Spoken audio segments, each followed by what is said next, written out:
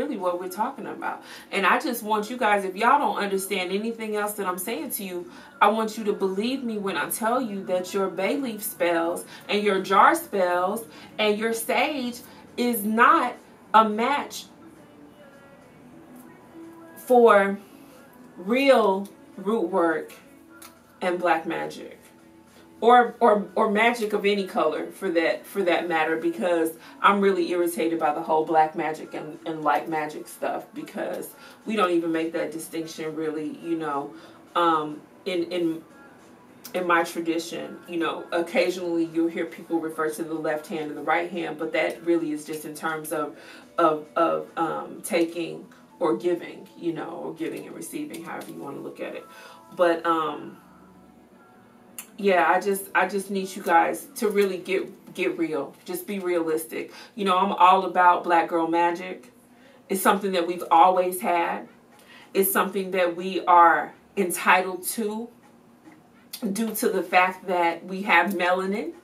You get what I'm saying? Due to the fact that our ancestors were priestesses and high priestesses and priests and priests and priests and so on and so on and so forth since the beginning of time. You know, there is a certain amount of that resides in all of our DNA. That being the case, I would encourage you to shift your attention from YouTube, Facebook, Instagram, and actually shift that energy into seeking out knowledge from a real practitioner who was in a tradition that matches your bloodline. And at the very least, have a reading done so that you can find out exactly who you are and what it is that you came here to do. And stop putting folks in the freezer and wasting your time with all that bullshit. Y'all look stupid. That's all. So anyway, I've taken some of those. I'll say this to you all. Those internet magic, meme magic. Oh God. Meme magic where they give you the whole spell. Meme magic, it works. It works much. It depends on what you're dealing with, though. Yeah, it works depending on what you're dealing with. Like she said, if it's if you're going through a skirmish with someone that is uninitiated, a civilian, a rogue real civilian, or a rogue astral spirit, then yes, you're going to cast out whatever demon that's in your household that's left from the person that moved out of your apartment before, then sure. That little sex demon that they had, you know, we got them all around Atlanta. Anyway. I'm not even sure about that.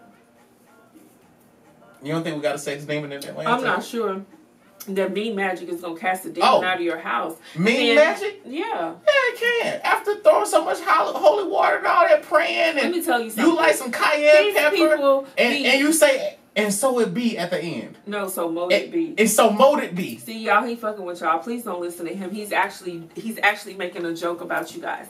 The other thing I was gonna say is that, you know, people around here burning sage with the damn windows closed. So these demons just running circles around your apartment. They ain't going nowhere. I told y'all get that sage and you wave her up. Get the fuck out! Get this energy the fuck out! All the doors closed, all the windows closed. And then if you have the understanding to burn frankincense, then you're not so get this energy the fuck out of here! I can't. So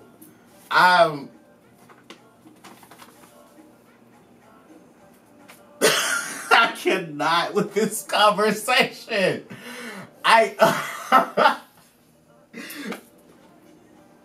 Is it more important to be balanced or to be humble when somebody is bothering you? Balanced or humble? You know, in Ifa, our goal is always Iwa Pele, which is balanced character. So I'm gonna have to say that it's absolutely better to be balanced.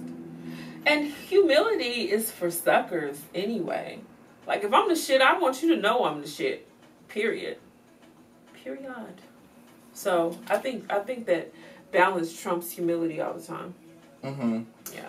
I definitely think balance trumps humility. I think imbalance trumps humility, but I'm a person of I'm a Scorpio, so I like to go above and beyond. Look, I'm bad, y'all. I tell y'all to do. Look, what is the saying? Do it. Be better than me. Don't be like me. Be better than me. Don't be like me. Be better than me. Mm-hmm. I'm actually saying don't be like me. Be worse than me, because I give y'all bad advice. Don't listen to me, because you be like, your ass will be out there in spiritual warfare. Be like, Nexo, where you at? Bitch, I ain't over there. I ain't doing it with you. I just want to see if your dumb ass is gonna do it. I like to start shit. So don't listen to me. I encourage y'all to start shit, get into a whole bunch of shit, just so I can make more money off y'all dumb asses and I can cleanse y'all. I think it's more important to be balanced than to be humble. Because I run into too many African American clients that come to me because they are coming to me into African spirituality, and they get to a point where they're like, this civilian is bothering me. It's somebody's wife, husband, girlfriend, co-worker, mama, daddy, and it's like, what am I supposed to do? I just keep praying that they're going to leave me alone. Mm-hmm. I just keep hoping that they're going to go away. I just ignore them. I meditate. I go to my therapist. Nothing's happened. I created my vision board. I didn't even put a picture of them on it. Next, why won't they leave me alone? And what do you say? Well, let me go to my spirit board and see what's the price that they're going to give you. So we can fix this problem. But no, for real, I always tell, dead ass, on some real shit for a second. Mm-hmm. I always tell them that you're at the time where you have to learn how to prepare for war. Because every black person, I feel like a lot of black people, like our parents told us, like, if you get your ass beat in school, we're going to beat your ass at home. Mm-hmm. And it's the same shit. If you get your ass whooped at work, your spirit's going to whoop your ass at home. And they whooping your ass at home. And especially if you you can't have an altar set up and be practicing turning the other cheek. Because your spirit's going to beat your ass at home. Why the fuck you think you depressed at work and you depressed at home? But a lot Am I making it up? No, you're not. When you write, you're right. When you write, you're right. The thing about it is that people don't understand personal power. And see, that's where these, Facebook witches go a little bit too far, because just because you have personal power doesn't mean that you can do everything. But you have personal power, which means that you can do something. That you don't have to be under the thumb of society. You don't have to be under the thumb of your boss. You don't have to be under the thumb of your bills. You don't have to be under anyone's thumb. You have the ability to create the experience that you choose. But we don't know how to do that. We don't know how to tap into our Ori. We don't even know what our Ori is. We're not actually working with our ancestors. We're giving them stale ass cups of instant coffee and thinking that we have done something great. It's better than nothing, but that's not how you unlock. What we have to do is tap into our traditions. And I just can't say that enough. You can't tap into your traditions by going to an HBCU or none of those places are going to tell. Okay, the closest academic piece that I've studied that helps you to tap into your African spirituality is Yorugu by Marimba Ani, introduced to me by Osun Funke. I am slow as fuck because she's a very prominent scholar in African American studies. She's actually published a lot with a lot of my advisors back that I did with my PhD. I didn't know that they had worked together and shit. But anyway, I got put up on game. But anyway, anybody that knows me, you all know that I work with a lot of professors from Harvard, Columbia, Ivy League universities, top 20 universities, top 20 public schools. I'm infiltrating the shit. And I am trying to get black professors to start integrating into their curriculum African spirituality that teaches about that is not just pedagogical, teaching you about the theory behind it, but actually how to do it and why it's important to do it. That being said, it is of the utmost importance to just be on top of your game. Make sure that you review everything that we talk to you about in all of our sophisticated Sundays, and be more balanced than being humble. Because if motherfuckers was balanced like Haiti, niggas wouldn't be living like humble like they are in the States. But then again, there's speculation that Haiti may be cursed for turning his back on Haitian voodoo. That's a whole nother story for another day. Yes, that's a Let's get into these psychic readings. Okay. All right, so we're about to get into some psychic readings. What we gonna talk about? I have no idea. Let's see. We're gonna talk about we want to know. Oh, but before we get into that, I have a client that has initiated, and I want to read to you some of the things that she said because I feel like there are some things that you say to resonate with her and vice versa. Okay. She said, Iwa Pele, gentle equals gentle character. Right. Okay. So, right. Okay. So then she says, the Orisha are not vegetarian. They could give a damn about some herbs. When you said that about basil. I love that. There are 401 Orisha. There are. But see, you hear about the 7 African powers, which is actually doesn't even refer to the Orisha. The 7 African powers refers to the 7 tribes that seeded the transatlantic slave trade. And there are 7 African powers from West Africa. Most of them come from Ghana, but there are a few of them that come from like Sierra Leone and neighboring countries. But that is actually what the 7 African powers refer to. But then people have twisted it and bastardized it and think that 7 African powers is in reference to 7 Orisha, as if there are only 7. And then you know, you hear about, I think it's maybe 13 Orisha that people know about. You know, everybody knows about Osun, Yemeya, Obatala, Shango, Ogun, of course, Eshu. Let's see who else. Ochosi is pretty common. Olokun, some people know. Oba, that's obscure to a lot of people though. Shapana. I mean, I'm going to say yes just because you said it, but I know that the majority of people have never heard of that. You get what I'm saying? So, maybe 11. You get what I'm saying? Absolutely not. Absolutely not. So, there's maybe 11 that people, you know, have heard about. Oshimare, the rainbow. A lot of people know about that one because he's actually the patron Orisha for the Pride movement, you know. So, especially in Central and South America where they practice Santeria, a lot of people deal with that Orisha, and also Orinle, who is the Orisha of herbs and medicine, and he's a forest spirit. You know, so people know about that Orisha as well. But that's just like the tip of the iceberg. We just sat here and named 12 or 13 Orisha. There are 401 of them. You get what I'm saying? Do y'all get what she's saying? I hope y'all do. I hope y'all get what I'm saying. You know, the point that I'm trying to make is not, you know, aha, you don't know nothing. But at the same time, like, you guys don't know nothing. And you're not going to learn it from Google because guess what?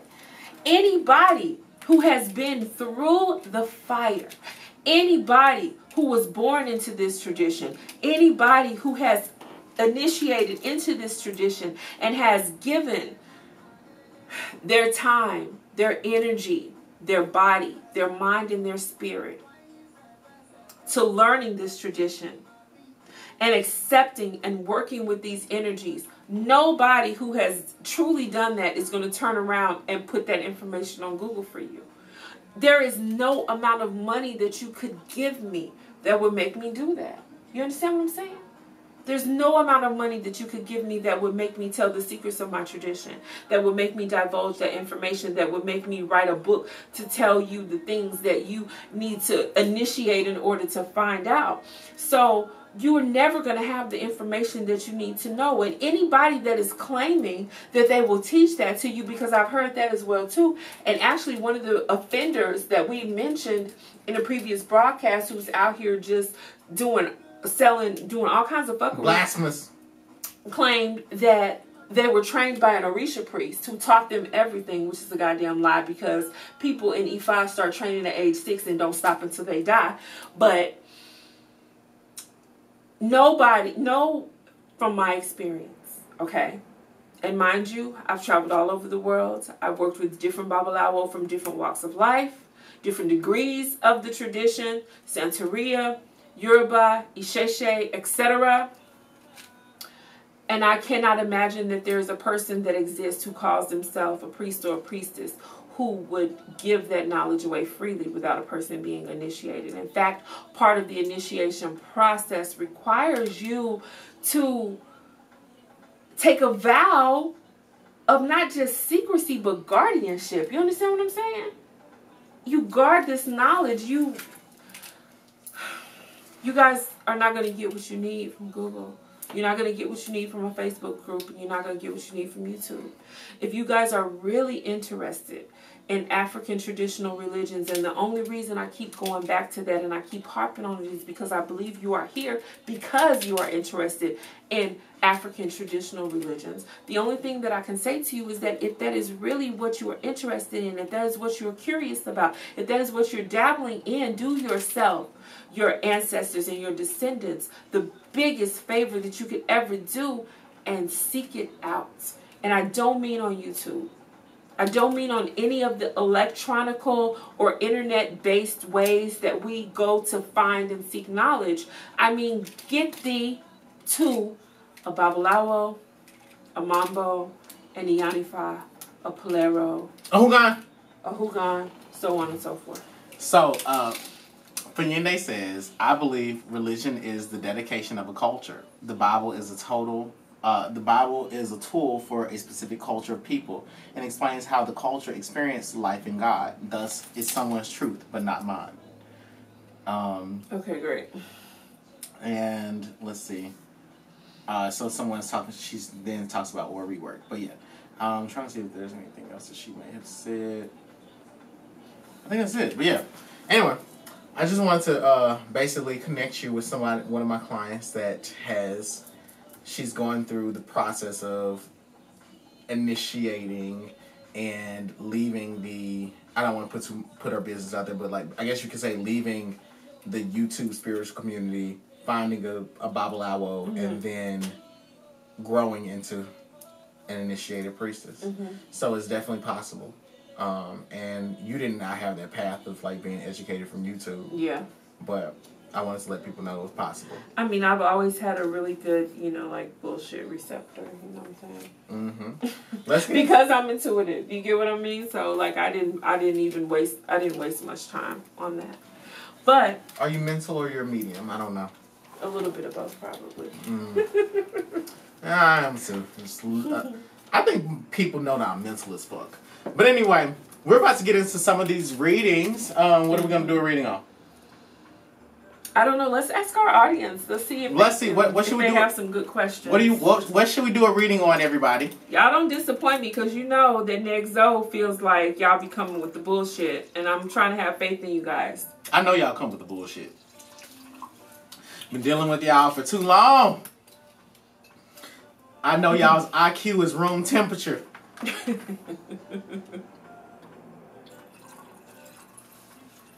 Let's see what they got. I'm going to run to the restroom. Okay. And hopefully. Okay, so I'm going to wade through these questions while Negdo goes to tinkle. Look, ain't nobody saying nothing. Oh, you guys.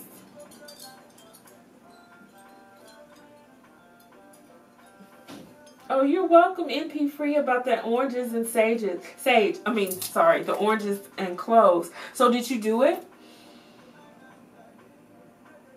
And what were your results? I remember that. You guys don't have any questions that you want us to do readings on?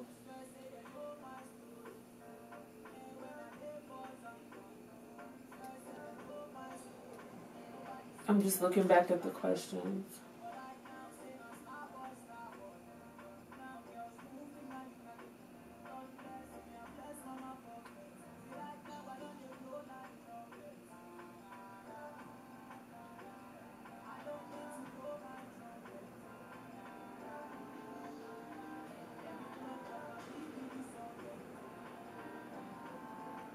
I love that you said the Orisha are not vegetarian. I love that so much.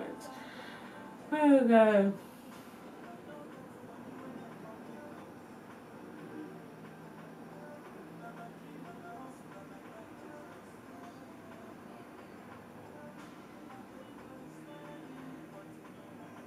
So you guys don't have any questions for us?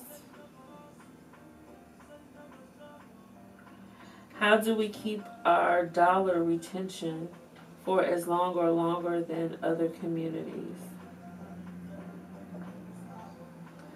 You know, Cedric, realistically, that's just not a question that we even need to bother the ancestors with. You know, like I do, the way for us to keep more of our dollars in our community is for one, to circulate them in our community, and for two, to stop spending our money on bullshit.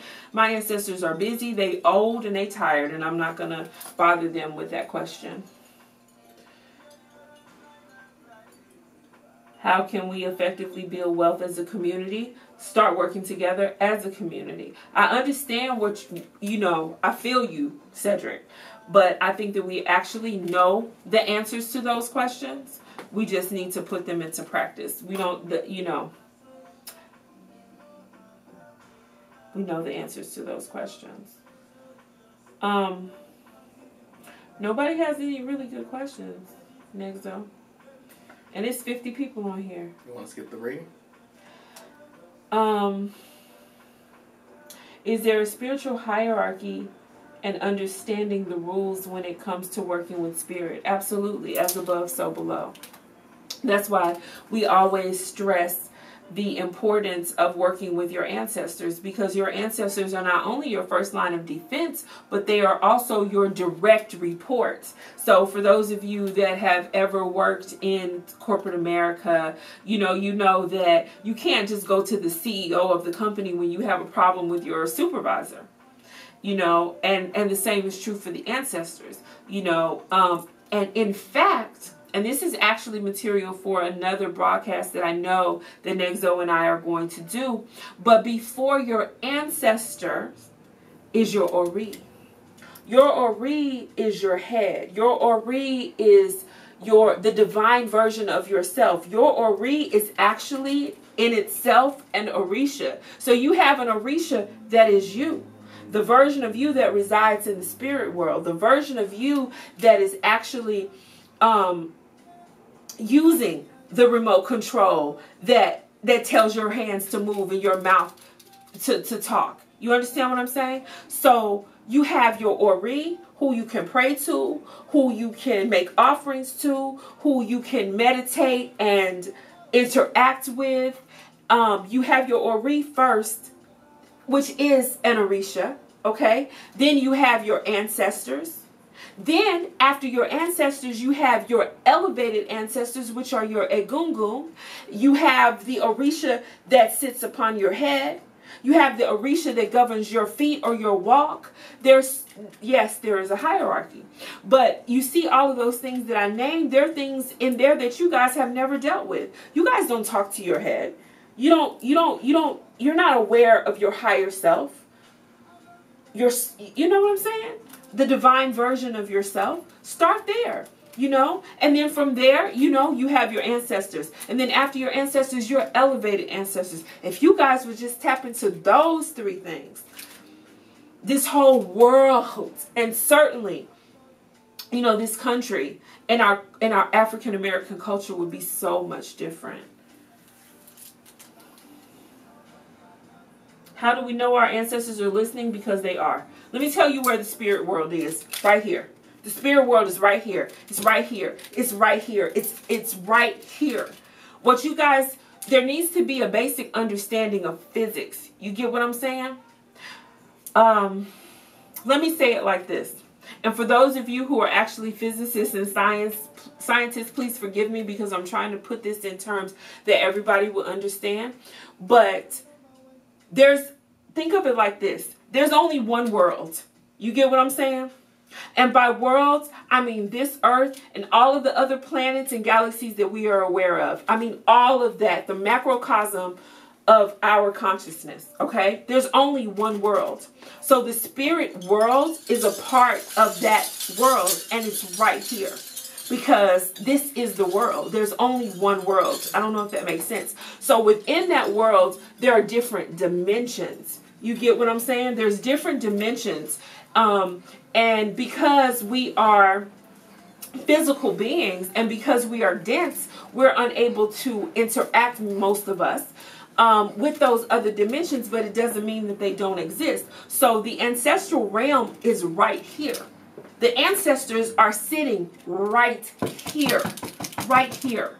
So we don't have to wonder if they hear us. Yes, they hear us. Yes, they see us. They see you when you're masturbating. They hear you when you're talking shit about somebody. They are right there all the time. Okay?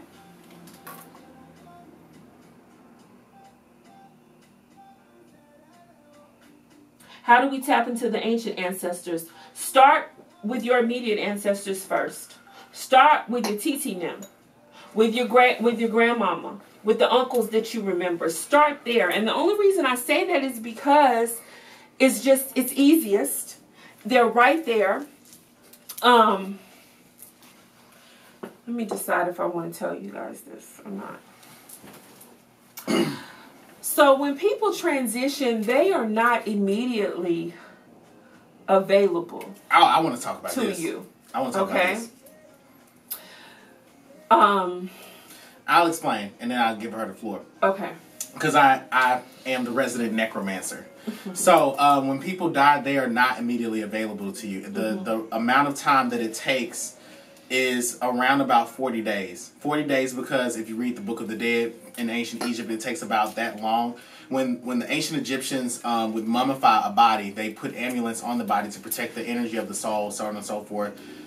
We can talk about curses and all this other shit. But the point being is that the ancient Egyptians predicted that it would take about 40 to 41 days for someone to quote-unquote cross over, but there were a series of spiritual tests that you would have to pass through. And so the reason that they had 100-foot-long scrolls was because the person that was mummified was supposed to remember each and every password or each and every test that they were supposed to go through in order to meet the god Ammit. And when they met the god Ammit, their heart would be weighed on a scale. And then, if your heart weighed more than a feather, if it weighed more than a feather, you pretty much go to hell and your soul will be fed to the god Ammit. If not, you cross over. Now, imagine when we talk about experience and people getting better. Okay, so getting better. So being number 2. So if anybody's watched Being Mary Jane, the first season, she talks about being number 2.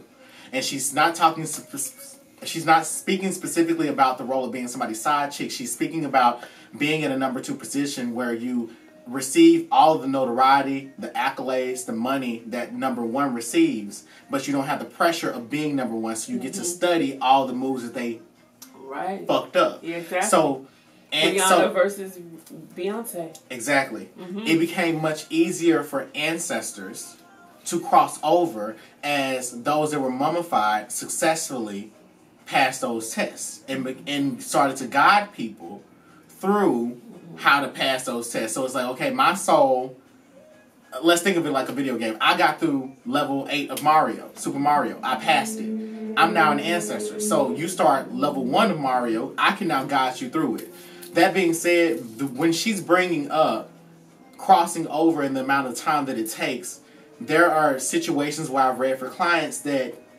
their ancestors, the person may have died. Like you all have seen this. The Anthony Bourdain reading, 150,000 views. I could not do a reading on his soul the day that he died because he was still on this plane. He hadn't crossed over. So anytime there's an entity that's a poltergeist, now I've seen this happen. Anytime I bring somebody to my spirit board, and as soon as Barone talks about that person in the third person, that soul has not crossed over because it's been a sudden death. Typically when people die sudden deaths, such as you got hit by a car, that person's soul they'll say, I'm still walking. Because they haven't realized that they've died. And when someone dies a sudden death, they continue going on about their day as though they haven't died, and they just can't, they're like, why the fuck can't this person hear me? They can't see me, so on and so forth. That's a ghost. That's what a ghost is. And if that ghost has a negative polarity, it becomes a poltergeist, which is like why you'll see the movies like Paranormal Activity and shit. On the other end of the spectrum, that ghost may be a more benevolent entity that, people, I don't know what type of experiences people typically have with those, but they'll call them angels or what the fuck ever. But the point being that there is a time period that people are supposed to cross over. If they don't cross over, there are reasons that they did not cross over, and typically I've seen that be because of a sudden death. I'm derailing a little bit, but I'm trying to put it in the context what she's about to say. No, but that was really good information. And the point is that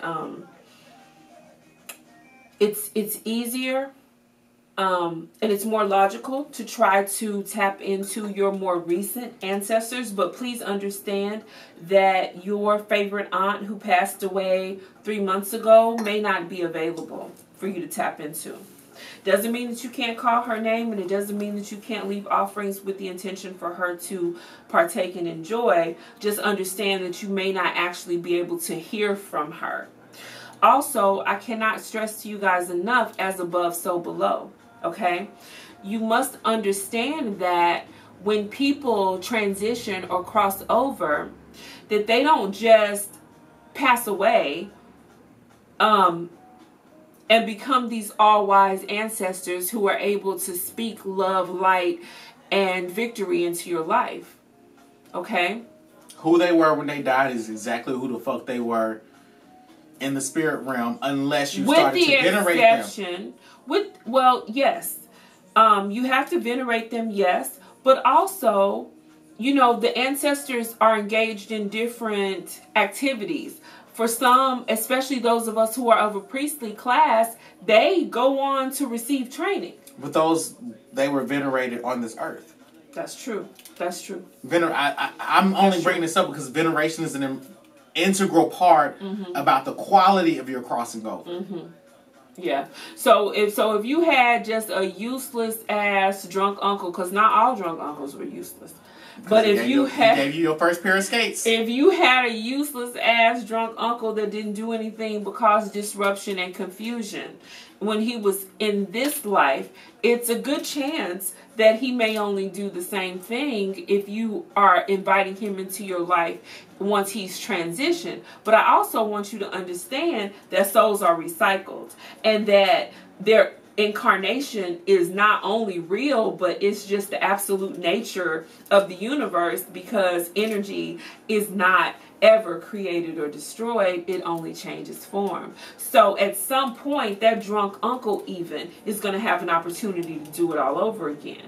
Now, there are many schools of thoughts on that, and I digress, but some cultures, for example, like Jain, which is a religion, Jain people are very careful about all living life forms. They sweep the floor in front of them. The Orthodox Jain people sweep the floor in front of them because they don't want to step on an ant or a cricket or anything, because they believe that our ancestors actually return and they start off as the lowest forms of life and work their way back up to being human, depending on the life that they lived and how they and when they passed away. So it's possible, you know, that your drunk uncle actually is not even available for you in the spirit world. He might actually be an amoeba right now, and then his next time around he might be a fucking tadpole, and then his next time around he might be a roach, and then a frog, and then a dog, and then a hog, and so on and so forth. For those of you that are wondering about how reincarnation works, how is it that my uncle reincarnated as an amoeba, but I'm able to get a reading from Nexo on my uncle's energy? Echoes. Energy is never destroyed. It's only created. He's still gonna be. Energy is never destroyed. It's only created. Yeah. He's still gonna be who he is, even as an amoeba. His She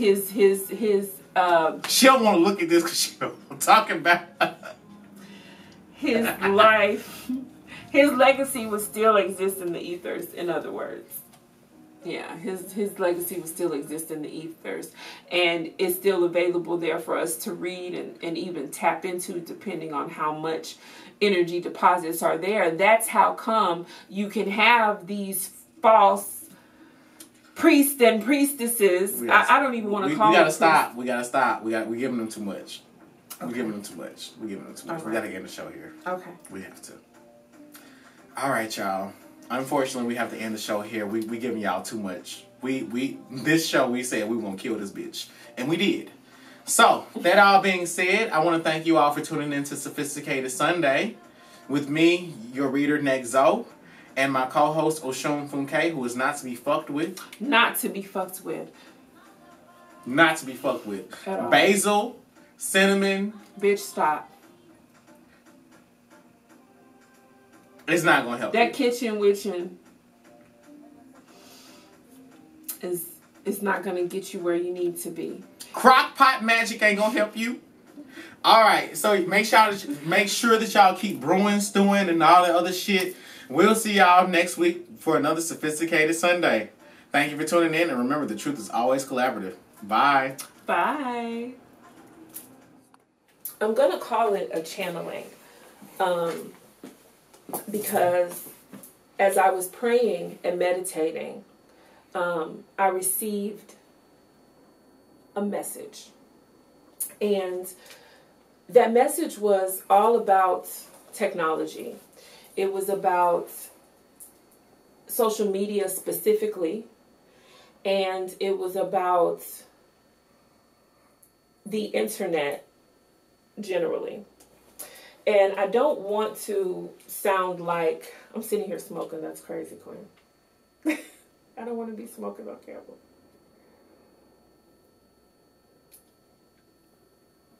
I'm going to find something to do with this footage. It could be outtakes, I guess. But I'm going to warm What's up. the power of marijuana? What's the power of marijuana? Mm-hmm. The good book says that the herbs are for the healing of the people. It's an herb. It's for the healing of the people. And what does it heal? Whatever ails you. I mean, traditionally, you know, marijuana is good for pain management. It's good for anxiety. Although, me personally, I suffer from some anxiety, and when I smoke, depending on the strand or whatever, you know, it can heighten that. And I'm not really a weed connoisseur, but I understand that there are different strains that do less or more of whatever. So maybe if I were to try a different strain. But generally, marijuana has been used for pain management. It's been used for anxiety. It's been used to help people who have problems with their appetite. You know, things like that. Mm-hmm. Mm-hmm. If you're on a fast in Ifa, Mm-hmm. you're supposed to be fasting from like sun up to sundown, and you end up giving your husband oral sex and you swallow. Does the vitamin D count during the fast? Well, first of all, there are not any formal fasts that I'm aware of with the general practice of Ifa. Now, if you're going through a ceremony or undergoing treatment for a certain tradition, that may be recommended or even required, but it's not a day-to-day part of the expression of the tradition. So we don't have like a Ramadan or, you know, a period of fasting that I have been made aware of in my studies. So what do you think happens if you were to do that during a fast in another religion? You know, I think it's definitely, it would be considered breaking the fast. I mean, if you ingest anything other than water, you know, you're breaking the fast. So I know what my purpose is. It's been revealed to me in a number of different ways over time. And while I have my feelings about technology and about these portals that we open up, you know, with social media and these devices that we can't seem to live without, I know that it's a way for me to reach people, which is really, you know, what my intention is, to share the good news with as many people as I'm privileged to have the opportunity to do so. And so trying to find my place amongst all of the confetti and potpourri that exists on YouTube and social media, it caused me to delay, you know, coming to you guys for a long time, because I just felt like, you know, is there space for truth? Is there space for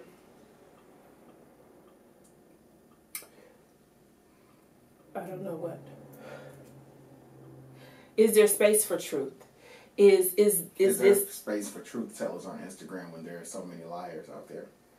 Is there, is there space and room for truth tellers when there's so many liars and so many fabricated experiences and fabricated personalities and misinformation? I didn't want to get lost in the sea of those things, and then I did not want to inadvertently become part and parcel of that garbage. But after much prayer and reflection and meditation and encouragement from my team and my circle, I feel like now is the time, for me to do what I can and share what I have learned and speak the messages, that Spirit imparts upon me. And so that's why I'm here. I am an Iyanifa, which is an initiated priestess of Ifa. I am an ancestral priest. I am an ordained minister. But what I am not is a preacher. I'm not going to sit here and tell you guys that you need to start doing this or stop doing that. But I will ask you to consider many things, because these are things that I also consider. And these are things that need to be considered. You need to consider what role social media is playing in your life. Is it adding to your experience, or is it taking away? Is it adding to your levels of energy and understanding, or is it taking away from it? Is it building up your confidence, or is it reducing it? Is it helping you grow closer to the God that resides within you, or is it pulling you further away from it? These are questions that only you can answer. And my reason for coming to you today with this channeling is because there's a reason that Spirit revealed it to me.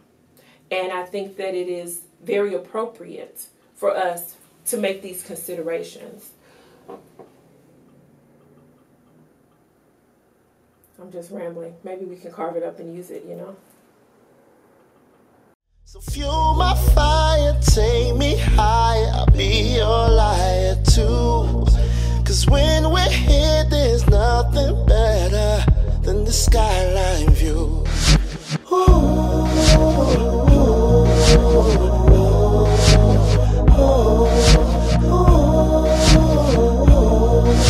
I love this skyline view.